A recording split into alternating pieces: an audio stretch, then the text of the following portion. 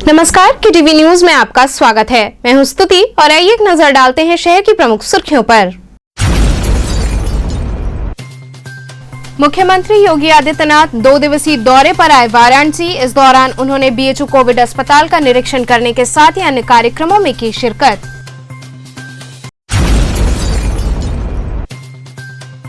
मुंडवाडी थाना अंतर्गत कंदवा क्षेत्र में रास्ते के विवाद को लेकर जमकर चले लाठी डंडे, एक महिला की हुई मौत।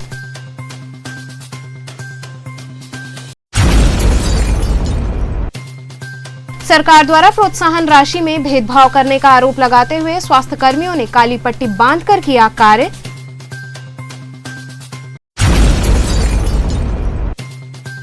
और जैतपुरा थाना अंतर्गत संजय अपार्टमेंट कॉलोनी में फ्लैट मालिक पर किराएदार ने किया एसिड अटैक। और अब खबरें विस्तार से। मुख्यमंत्री योगी आदित्यनाथ 2 दिवसीय दौरे पर वाराणसी आए। इस दौरान उन्होंने BHU कोविड अस्पताल का निरीक्षण करने के साथ ही अन्य कार्यक्रमों में शिरकत की। उत्तर प्रदेश के मुख्यमंत्री योगी आदित्यनाथ कोरोना वैश्विक महामारी के दूसरी लहर पर पूरी तरह काबू पाने तथा आने वाले संभावित तीसरी लहर के दौरान बेहतर से बेहतर चिकित्सा सुविधा की व्यवस्था पूर्व से ही सुनिश्चित कराए जाने के लिए पूरे प्रदेश के जनपदों का दौरा कर रहे हैं। इस दौरान लोगों में होने वाले ब्लैक फंगस के प्रकोप के बेहतर इलाज हेतु जिलों में बनाए जा रहे अस्पतालों एवं वहां के बेड की उपलब्धता के साथ ही तीसरी लहर के दौरान छोटे बच्चों को संक्रमित होने की संभावना के दृष्टिगत रखते हुए बनाए जा रहे अस्पताल एवं वहां के बेड आदि की व्यवस्था का जिले में दौरा कर समीक्षा कर पूरी व्यवस्था पर पैनी नजर बनाए हुए हैं। मुख्यमंत्री योगी आदित्यनाथ सोमवार को जनपद गोंडा एवं आजमगढ़ का दौरा करने के पश्चात अपने 2 दिवसीय कार्यक्रम के दौरान वाराणसी पहुंचे।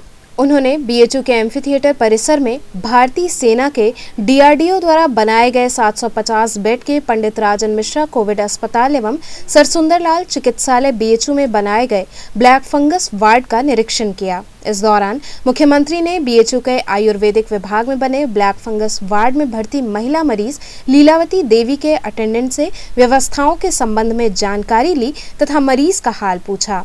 निरीक्षण के दौरान मंत्री डॉक्टर नीलकंठ तिवारी, मंत्री रविंद्र जायसवाल, विधायक सौरभ श्रीवास्तव, विधायक सुरेंद्र नारायण सिंह, कमिश्नर दीपक अग्रवाल, जिलाधिकारी कौशल राज शर्मा सहित स्वास्थ्य विभाग के अधिकारी प्रमुख रूप से उपस्थित रहे। 2 दिवसीय दौरे पे पहुंचे मुख्यमंत्री काशी नगरी, मतलब कि आज वाराणसी काशी नगरी में मुख्यमंत्री के आगमन किए हैं और वाराणसी के BHU जहां पर अस्पताल बनाया गया था पंडित राजन मिश्र अस्पताल, जो कि कोविड से बेड जो कम पड़ रही थी, उस अस्पताल का उन्होंने निरीक्षण किया और निरीक्षण करने के बाद कमिश्नरी में बैठ कर उन्होंने अधिकारियों के साथ बैठक भी की। और बता दें काशी नगरी में मुख्यमंत्री पहुंच चुके हैं और इस समय कालघरों के लिए रवाना हुए हैं। वहाँ से दर्शन पूजन करेंगे, बाबा का आशीर्वाद लेंगे और उसके बाद इसी रोड से, मतलब जहाँ पे हम खड़े हैं थाना बेनिया और चौराहे पे खड़े हैं, जहाँ पर आपको दिखा सकते हैं हमारे सहयोगी PSP बल को तैनात कर दिया गया है और वहीं पुलिस बल भी तैनात है। रास्ते को पूरी तरीके से सन्नाटक आपको दिखाई दे रहा होगा। जो बेवजह घूम रहे थे उनको भी घर जाने की भी सलाह देते हुए पुलिस ने उनको कहा गया, मतलब कि इसी रोड से कभी मुख्यमंत्री जी का जो आगमन है, शायद जब से वो मुख्यमंत्री बने हैं ये पहली बार ये रोड से काशी विश्वनाथ मतलब बाबा के दरबार पे जाएंगे, पहुंचेंगे, वहाँ पे बाबा का आशीर्वाद लेंगे। वहीं इस मौके पर मुख्यमंत्री योगी आदित्यनाथ ने बाबा काशी विश्वनाथ मंदिर में हाजिरी लगाई। इस दौरान उन्होंने प्रदेश सहित पूरे देश में कोरोना से मुक्ति की कामना के साथ बाबा विश्वनाथ का षोडशोपचार पूजन किया। पूजन के पश्चात उन्होंने निर्माणाधीन विश्वनाथ धाम का निरीक्षण किया और अधिकारियों से जानकारी ली। मुख्यमंत्री काशी के कोतवाल बाबा काल भैरव के दर्शन पूजन के बाद बाबा विश्वनाथ का दर्शन करने पहुंचे थे। वहीं इस दौरान मुख्यमंत्री ने कुछ गरीबों को अपने हाथों से राहत सामग्री भी वितरित की। वहीं मंगलवार को शिवपुर थाना अंतर्गत शहरी सामुदायिक स्वास्थ्य केंद्र का मुख्यमंत्री ने निरीक्षण किया, साथ ही ड्रोन कैमरा गरुण ड्रोन का शुभारंभ किया। वहीं शहरी सामुदायिक स्वास्थ्य केंद्र के मजिस्ट्रेट संदीप कुमार गुप्ता ने बताया कि मुख्यमंत्री योगी आदित्यनाथ ने दौरे के दौरान संतोष जाहिर किया और यहां पर थोड़ी सुविधाएं भी बढ़ाने के लिए अधिकारियों को निर्देशित किया है। साथ ही उन्होंने यहां पर हो रहे वैक्सीनेशन के कार्य का भी फीडबैक लिया। इस मौके पर सामुदायिक स्वास्थ्य केंद्र पर पहुंचे मुख्यमंत्री योगी आदित्यनाथ ने 3 ड्रोन कैमरों का शुभारंभ किया, जिसमें एक ड्रोन अनाउंसमेंट कर लोगों को जागरूक करेगा, दूसरा ड्रोन मेडिसिन किट लोगों को उपलब्ध कराएगा, वहीं तीसरा ड्रोन शहर को सैनिटाइज करेगा। वहीं मुख्यमंत्री ने इस कार्यक्रम में शिरकत करने के पश्चात मिर्जापुर के लिए रवाना हो गए। आज माननीय मुख्यमंत्री जी ने अपने बनारस दौरे के दौरान यहाँ की व्यवस्थाओं को, वैक्सीनेशन की प्रक्रियाओं को देखा और संतुष्टि जाहिर की और वैक्सीनेशन में जो भी सुरक्षात्मक उपाय हैं उनको पालन करने के लिए और जन सामान्य की सुविधाओं के सहित वैक्सीनेशन करने के लिए, जैसा कि आप देख रहे हैं, तमाम काउंटर बढ़ाए गए हैं और इस प्रकार से वैक्सीनेशन में आम जनता को सहूलियत हो और समय से सबका वैक्सीनेशन हो जाए। माननीय मुख्यमंत्री जी ने इस पर जोर देने को कहा। क्या सर ऐसा भी देखने को आ रहा है कि बहुत लोग वैक्सीन लगाने से पीछे हट रहे हैं, ऐसा उसके लिए क्या जागरूक करने के लिए हम लोगों ने कोविड हेल्प डेस्क के माध्यम से आम जनता को भी वैक्सीनेशन के लाभ और वैक्सीनेशन से कोविड जैसी महामारी से बचाव के जितने भी वो प्रक्रियाएं हैं उसको समझाया है और प्रायः जो लोग आ रहे हैं अगर उनकी प्रक्रियाएं पूर्ण हैं तो वैक्सीनेशन करा के जा रहे हैं। यहाँ पर कोई भ्रामक स्थिति कहीं भी उत्पन्न होने नहीं दी जा रही। सीएम संतुष्ट हैं? मुख्यमंत्री जी ने देखा और संतुष्टि जाहिर की और व्यवस्थाओं में और लोगों को काउंटर बढ़ाने, अभी आगामी दिनों में जब वैक्सीनेशन सबके लिए खुलेगी तो और काउंटर बढ़ाते हुए और व्यवस्थाओं को सुदृढ़ करने के निर्देश दिए हैं। मंडवाडी थाना अंतर्गत कंदवा क्षेत्र में रास्ते के विवाद को लेकर जमकर लाठी डंडे चले, जिसमें एक महिला की मौत हो गई। मंडवाडी थाना क्षेत्र स्थित कंदवा के प्रजापति बस्ती में रास्ते के विवाद को लेकर दो पक्षों में जबरदस्त खूनी संघर्ष हुआ, जिसमें एक महिला की मौत हो गई।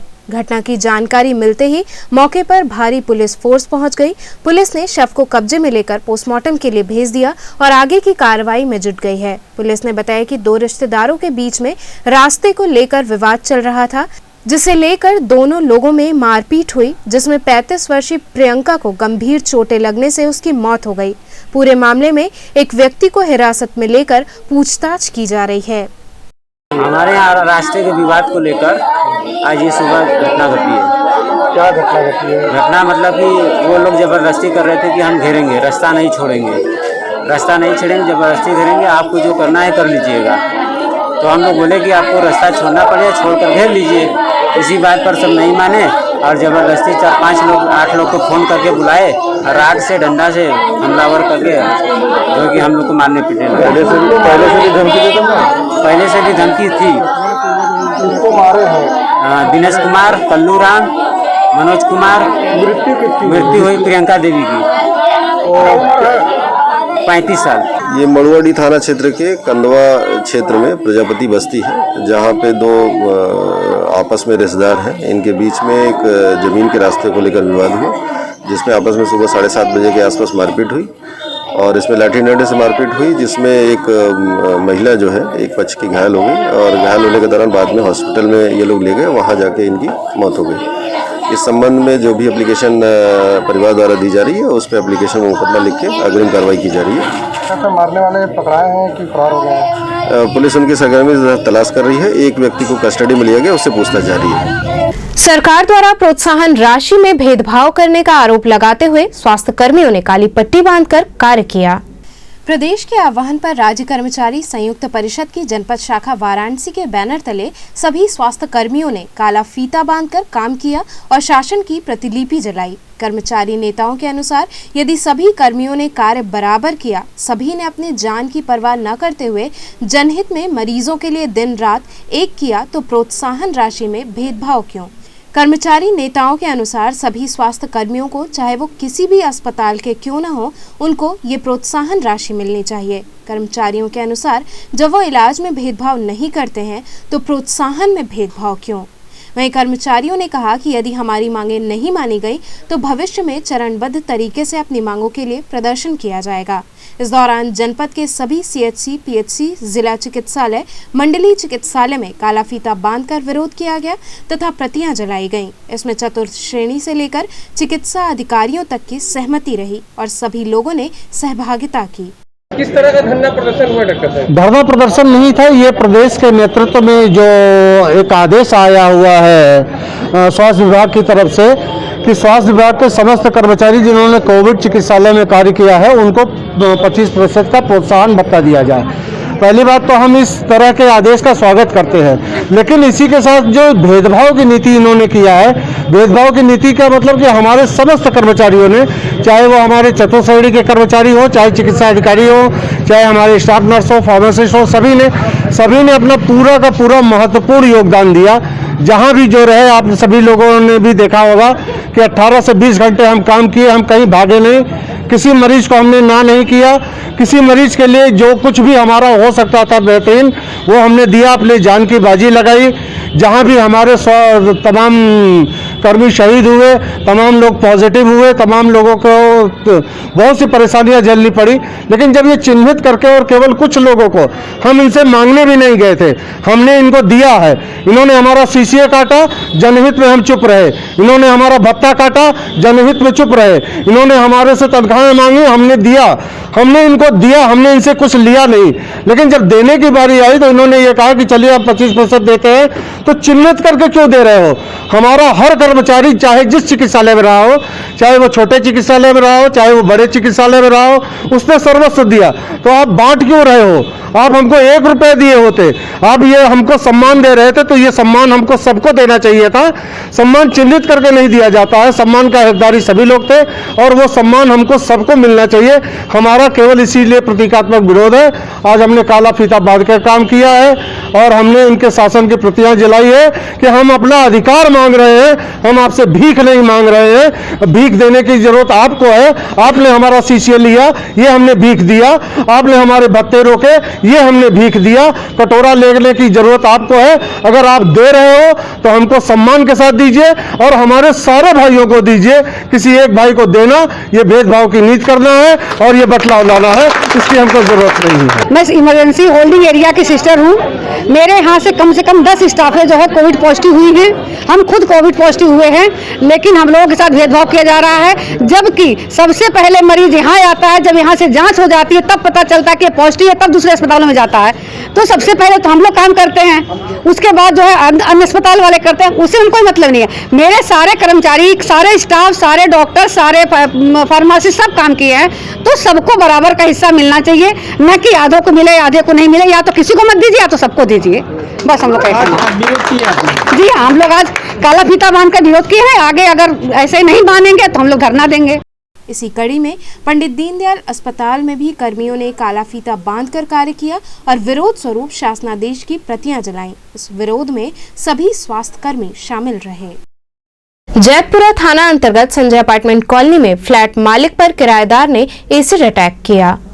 जैतपुरा थाना अंतर्गत Sanjay apartment cotton mill Chaukaghat colony के फ्लैट में रहने वाले रामशरण जायसवाल के ऊपर एसिड अटैक हुआ। रामशरण के बेटे अश्विनी जायसवाल के मुताबिक उनके पिता के ऊपर भोर में फ्लैट में फर्स्ट फ्लोर पर रहने वाले किराएदार दिलीप श्रीवास्तव व मनीषा श्रीवास्तव ने ये एसिड अटैक किया है। बताया जा रहा है कि रामशरण जायसवाल के बाथरूम में दिलीप श्रीवास्तव अपने बाथरूम की छत से पंचर करके अपने बाथरूम का गंदा पानी लगातार गिरा रहे थे, जिसे रामशरण जायसवाल ने मना किया तो दिलीप श्रीवास्तव व उनकी पत्नी मनीषा झगड़े पर आमादा हो गए। इसके फलस्वरूप आज भोर में रामशरण के ऊपर एसिड अटैक किया गया। एसिड अटैक पीड़ित का इलाज मंडलीय अस्पताल कबीरचौरा में चल रहा है। थाना जैतपुरा के अंतर्गत दिलीप कुमार श्रीवास्तव और रामशरण जायसवाल के मध्य पूर्व में भी कुत्ता पालने को लेकर विवाद रहा है, जिसमें पूर्व में भी मुकदमा पंजीकृत किया गया था और आवश्यक विधिक कार्रवाई की गई थी। आज पुनः उन दोनों परिवारों के मध्य विवाद उत्पन्न हुआ है, जिसमें एक पक्ष श्रीवास्तव पक्ष अपने पुत्री के साथ छेड़खानी की बात को लेकर के एक तहरीर थाने में दिया है, जबकि दूसरा पक्ष अपने ऊपर एसिड अटैक की बात कर रहा है। डॉक्टर से बात करने पर सामान्य प्रकृति की चोट बताई गई है और हल्की बर्निंग बताई गई है। उक्त प्रकरण में जांच की जा रही है। जांच करने के पश्चात आवश्यक विधिक कार्रवाई की जाएगी। कोरोना काल में खादी ग्रामोद्योग आयोग से जुड़कर महिलाएं अपनी आजीविका चला रही हैं। वाराणसी में कोरोना महामारी ने एक तरफ जहां सभी व्यवसाय को बंद कर रखा है, दुकानें बंद हैं, लोग बेरोजगार होकर बैठे हुए हैं। ऐसे में खादी ग्रामोद्योग आयोग लोगों की आमदनी का जरिया बना हुआ है। इस समय खादी ग्रामोद्योग आयोग के संस्थानों में मास्क बन रहे हैं, तो वहीं दूसरी तरफ महिलाओं की आजीविका का साधन बना हुआ है। मास्क बनाकर महिलाएं प्रतिदिन 200 से 250 रुपए की आमदनी कर रही हैं। मास्क बना रही महिलाओं ने बताया कि इस समय कोरोना के कारण घर के पुरुष बेरोजगार हो गए हैं। ऐसे में खादी ग्रामोद्योग आयोग से जुड़कर हम महिलाएं मास्क बना रही हैं और अपना परिवार भी चला रही हैं। वहीं संस्था के अध्यक्ष प्रवीण कुमार सिंह ने कहा कि प्रधानमंत्री के आत्मनिर्भर भारत की परिकल्पना को खादी ग्रामोद्योग आयोग साकार कर रहा है। कपड़ों के द्वारा हम 3 लेयर 4 लेयर तक का मास्क बना रहे हैं और इसे काफ़ी कम कीमत पर लोगों को उपलब्ध करा रहे हैं। इस मास्क के बनने से एक फ़ायदा ये है कि जहां लोगों को संक्रमण से बचाया जा रहा है तो वहीं महिलाओं को जोड़कर उनकी आमदनी भी हो रही है। उन्होंने इसके लिए खादी ग्रामोद्योग आयोग और प्रधानमंत्री को धन्यवाद दिया और कहा कि इस लॉकडाउन में भी खादी ग्रामोद्योग कई लोगों के परिवार को चलाने में मदद कर रहा है। ये देखिए, खादी और ग्रामोद्योग आयोग ये पिछले साल से कोविड-19 की महामारी में गत वर्ष भी हमारे माननीय अध्यक्ष महोदय श्री विनय कुमार सक्सेना साहब के आदेशानुसार और उनकी सहायता अनुसार हमारे पूरे देश में खादी और ग्रामोद्योग आयोग ने काम किया है। उदाहरण के तौर पे जैसे अभी लॉकडाउन लगा हुआ है, फिर भी हमारे खादी के संस्थाओं के जो चरखे हैं ना वो बंद हुए हैं, ना करघे बंद हुए हैं। आज भी हमारी कत्तीन बुनकर बहन भाई सब काम पे लगे हुए हैं। उदाहरण के तौर पे ये देखिए, हमारे पांडेपुर में खादी की संस्था है, ये खादी के कॉटन के मास्क बना रहे हैं और इसमें करीब 35 से 40 महिलाओं को रोज़गार मिला हुआ है। जबकि इस महामारी के टाइम पे सब कुछ बंद है, लेकिन वो कैसे करें? तो इस खादी कॉटन के मास्क के माध्यम से उनकी आजीविका खादी और ग्रामोद्योग आयोग के माध्यम से चल रही है। और सबसे खूबसूरत बात यह है खादी कॉटन मास्क की, जैसे अभी गर्मी का समय है, स्वेटिंग होती है, तो खादी जो है कपड़ा ये गर्मी में सर्द होता है और सर्दी में गर्म होता है। आज N95 मास्क ले लीजिए, कोई भी मास्क ले लीजिए, खादी कॉटन मास्क से ऊपर मैं किसी मास्क को नहीं मानता हूँ। ये डबल लेयर में भी है, ट्रिपल लेयर में भी है। 100 रुपये का मास्क आप खरीदते हैं और एक हमारा खादी कॉटन का मास्क आप लेंगे 40 से 45 रुपये की जिसकी कीमत है, और उसमें कत्तीन बुनकरों को भी काम मिलता है, जो महिलाएं इसको बना रही हैं उनको भी काम मिलता है। तो इससे बड़ा उद्देश्य आज की महामारी में आपदा में जो अवसर ढूंढना है, खादी और ग्रामोद्योग आयोग द्वारा जो कार्य किए जा रहे हैं वो बहुत ही सराहनीय है। मैं धन्यवाद देता हूं अपने माननीय अध्यक्ष महोदय को, मैं धन्यवाद देता हूं अपने उच्च अधिकारियों को, जिनके सहयोग से, जिनके मार्गदर्शन में हम इस महामारी में भी अपनी पूरी टीम के साथ, हमारा बनारस ऑफिस की पूरी टीम दिन रात कार्यरत है। तो मैं धन्यवाद देना चाहता हूं खादी ग्रामोद्योग आयोग और हमारी जो महिलाएं हैं उन्हें भी, वो इतने कठिन समय में मेहनत करके इतना अच्छे से अच्छा माल तैयार, डिजाइनर मास्क तैयार कर रही हैं, जो कि इस समय बहुत ही आवश्यक चीज़ें हैं। कोरोना के इस काल में सबसे आवश्यक है मास्क, और इसलिए हम लोग इसको बच्चों के लिए, युवाओं के लिए, महिलाओं के लिए अलग अलग तरह तरह के डिज़ाइन आरामदेह और इस बना रहे हैं। और आपके माध्यम से ये अपील करना चाहते हैं कि इसे और देश विदेश तक जो है इसे आगे लेके जाएं हम लोग, ताकि खादी मास्क दुनिया भर में मशहूर हो। ये हमारे 3 लेयर्स हैं, 4 लेयर्स हैं, 6 लेयर्स हैं, 2 लेयर्स हैं, अलग अलग तरह के मास्क हैं। तो इसलिए जिसके माध्यम से यहाँ करीब 70 से 80 महिलाओं को रोज़गार मुहैया कराया गया है, जिसमें काफ़ी प्रवासी महिलाएं भी हैं जो यहाँ से जुड़ के कार्य कर रही हैं, और कुछ महिलाएं घर से भी यहाँ कटिंग उनको दिया जाता है, वो घर से जाके काम करके ले आती हैं। ये गांधी आश्रम से मैं जुड़ी हुई हूँ, इसमें मैं पर डे कार्य कर रही हूँ। और मैं लॉकडाउन के कारण घर पति मेरे घर बैठे हैं, जिससे कि कोई आमदनी नहीं है घर पर, और इसी से मैं कमा करके पर डे 200-250 तक का काम कर लेती हूँ। इसी से हमारे घर का जीवनचर्या चल रहा है और इससे खर्चा चल रहा है। यहाँ रुकेंगे एक छोटे से ब्रेक के लिए, आप बने रहिए KTV के साथ।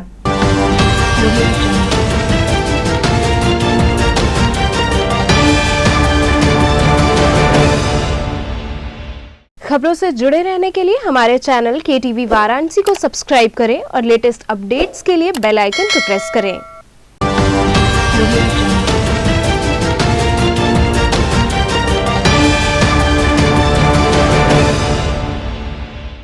ब्रेक के बाद आपका स्वागत है। बनारस टूरिस्ट ट्रांसपोर्ट की ओर से मुख्यमंत्री से न मिलने पर एडीएम सिटी को ज्ञापन सौंपा गया।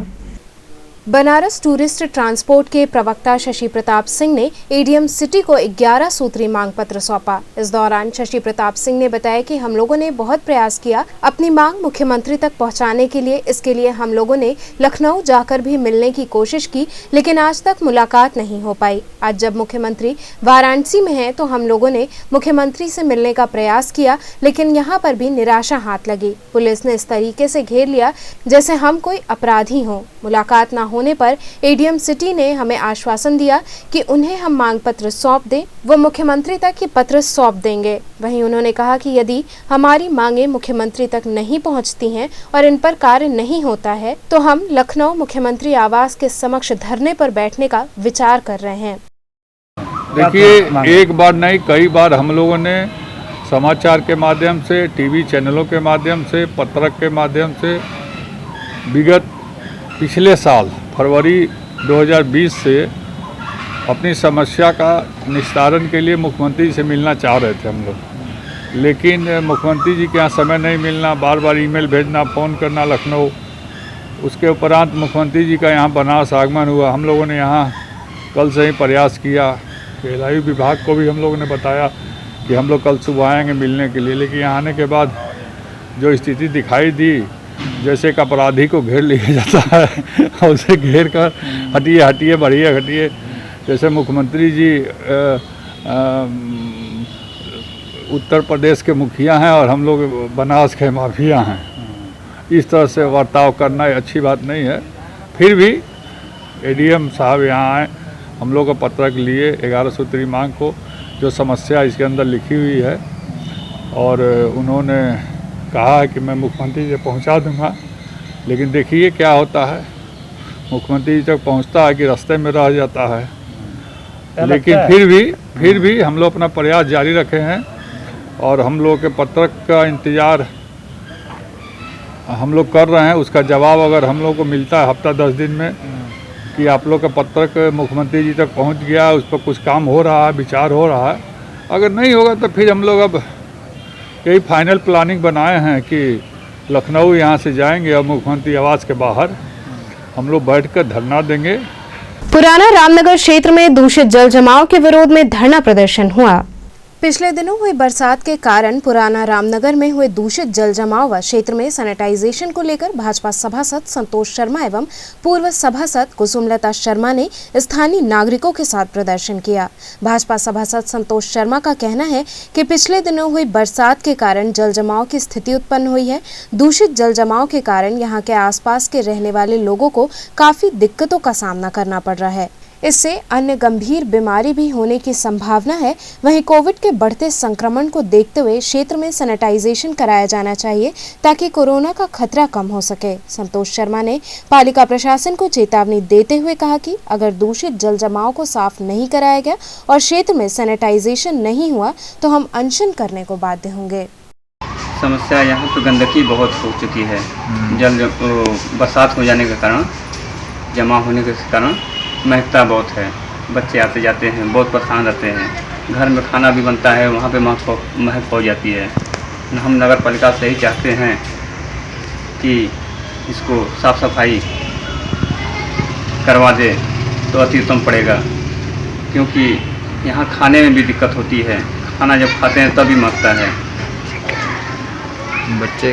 बच्चे जो है बीमार पड़ जाते हैं। इसी तरह से दवा लेकर हम लोग ठीक हो जाते हैं। गरीब क्या करेंगे, दवा खाकर ठीक हो जाते हैं। नगर पालिका से हम निवेदन करते हैं कि आकर इसको जो है साफ सफाई करवाने का कष्ट करें। आंध्र प्रदेश की एक महिला भटकते हुए काशी पहुंच गई। वैश्विक महामारी कोरोना काल में जहां सभी लोग अपने घरों में हैं, तो वहीं दूसरी ओर मोक्ष पाने की चाह में आंध्र प्रदेश से एक वृद्ध महिला भटकते हुए काशी चली आई। महिला की सूचना वाराणसी के सामाजिक कार्यकर्ता अमन कबीर को मिली। उन्होंने पुलिस की मदद से महिला के परिजनों की खोजबीन करनी शुरू की। वहीं अमन ने बताया कि महिला को मंडलीय अस्पताल में चेकअप के लिए लाया गया है। इस दौरान उनके परिजन भी आ चुके हैं और महिला अपने परिजनों के साथ घर वापस जा रही हैं। क्या मामला है अमन जी? इस लॉकडाउन में बहुत से लोग निराश हैं और इसी तरह एक दादी जो है काशी मोक्ष नगरी में हर आदमी मोक्ष के लिए आता है। आंध्र प्रदेश एक दादी अपने घर वालों से बिना बताए चली आई बनारस और इधर उधर भटक रही थी। चौकी इंचार्ज दुर्गा कुंड प्रकाश सिंह जी के सहयोग से मदद से इनकी सूचना मिली और लगातार हम दोनों लोग मॉनिटरिंग करते हैं। फेसबुक सोशल मीडिया पे इनका पोस्ट डालें। उसके बाद बलिया के निवासी भानु प्रताप सिंह ने वहाँ के एडीजी रिटायर्ड एडीजी थे, उनको फोटो इनका भेजा। उनके माध्यम से इनके घर के लोगों का पता चला और आंध्र प्रदेश की पुलिस टीम कांस्टेबल और एसआई जो लोग आए हैं और उनके 2 बेटे आए हैं। और अब ये जो इधर उधर भटक रही थी, जो मोक्ष के लिए आई थी अपना प्राण त्यागने, वो अब अपने घर जाएंगे, अपने परिवार में रहेंगे। कहाँ मिली थी ये 80 घाट पे मिली थी और शिवम झा करके लड़का था, वो भी साथ में था वही। और इनका हम लोगों ने कोविड का जांच कराया तो पॉजिटिव आई थी, लेकिन अब निगेटिव आ चुकी है। अब घर लेकर जा रहे हैं घर वाले। हम इधर मिसिंग केस है, इधर वुमेन है, इसीलिए हम सूचना मिले से इधर आया, इसीलिए हम इसको ले जाते हैं। इनको ले जाएंगे? इसको ले जाएंगे। नगर कांग्रेस अध्यक्ष पद के संदर्भ में कांग्रेस जनों ने बैठक की। नगर कांग्रेस अध्यक्ष पद के लिए कांग्रेस जिलाध्यक्ष राजेश्वर पटेल व कांग्रेस प्रभारी ने स्थानीय कार्यकर्ताओं संग बैठक की। इस दौरान नगर अध्यक्ष पद के लिए मुख्य दावेदार के रूप में राजेंद्र गुप्ता, सतीश चंद्र श्रीवास्तव, लक्ष्मेश्वर नाथ शर्मा, मुरारी लाल इत्यादि लोगों ने मजबूती के साथ अपनी दावेदारी पेश की, जिसकी घोषणा लखनऊ की कार्य समिति करेगी। चूंकि शीर्ष नेतृत्व के आदेश पर नेता द्वय ने रामनगर में आकर यहां के कांग्रेसी कार्यकर्ताओं से रूबरू हुए तथा उन लोगों को संगठन को मजबूत बनाने के लिए एक साक्षात्कार के तौर पर लंबी मंत्रणा की। इस मौके पर कई कांग्रेस जन मौजूद रहे। फुटपाथ पर गुजर बसर करने वालों के समक्ष भुखमरी की स्थिति उत्पन्न हो गई है। पड़ाव सूजाबाद क्षेत्र में फुटपाथ पर जिंदगी गुजारने वालों के समक्ष कोरोना काल में रोजी रोटी का संकट उत्पन्न हो गया है। ये लोग बांस की सीढ़ी व टोकरी बनाकर अपनी आजीविका चलाते थे, लेकिन कोविड के चलते इनके सभी काम ठप पड़े हुए हैं और स्थिति ये है कि इनके समक्ष खाने के लाले पड़ गए हैं। वहीं प्रशासन की ओर से भी इनकी मदद नहीं की जा रही है, जिससे कि इनकी स्थिति में कुछ सुधार हो सके। में कोई काम धंधा भी नहीं है, परेशानी ऊपर से बच्चे झेल रहे हैं। फिर राशन है, कोटा से मिलता है राशन, वही बच्चों में जा रहे हैं, खिला रहे हैं हम लोग। और कोई काम धंधा भी हमारा सब बंद है, पास नहीं मिल रहा है क्योंकि सूप बनाया जाए तो कभी बनाया जाए। तो चलते चलते पुनः एक नजर डालते हैं शहर की प्रमुख सुर्खियों पर। मुख्यमंत्री योगी आदित्यनाथ 2 दिवसीय दौरे पर आए वाराणसी। इस दौरान उन्होंने बीएचयू कोविड अस्पताल का निरीक्षण करने के साथ ही अन्य कार्यक्रमों में की शिरकत।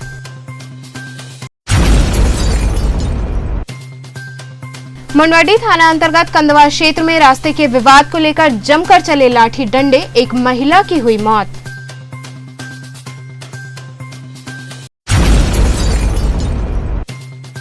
सरकार द्वारा प्रोत्साहन राशि में भेदभाव करने का आरोप लगाते हुए स्वास्थ्य कर्मियों ने काली पट्टी बांधकर किया कार्य।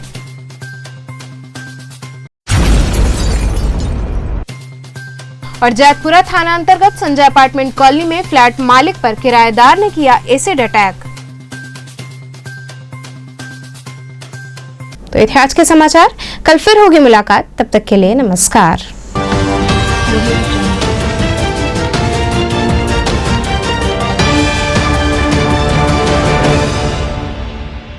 खबरों से जुड़े रहने के लिए हमारे चैनल KTV वाराणसी को सब्सक्राइब करें और लेटेस्ट अपडेट्स के लिए बेल आइकन को प्रेस करें।